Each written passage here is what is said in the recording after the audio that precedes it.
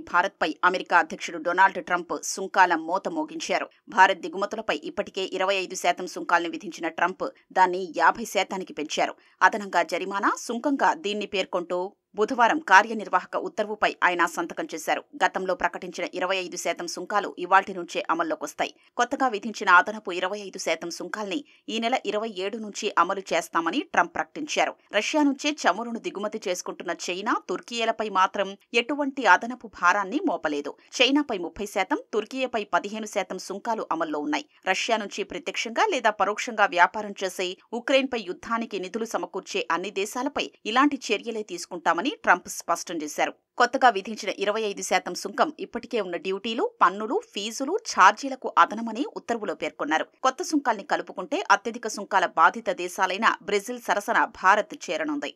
ఈ సుంకాల వల్ల భారత్ చేసే $86 బిలియన్ ఎగుమతులపై ప్రభావం పడనుంది. ఈ 50% సుంకాలతో భారతీయ వస్త్ర పరిశ్రమ, ఆక్వారంగం, తోలు ఉత్పత్తులపై వెంటనే ప్రభావం పడనుంది. భారత్ నుంచి ఎగుమతయ్యే అతి కొద్ది వస్తువులకే ఈ అధిక సుంకాల నుంచి మినహాయింపుంది.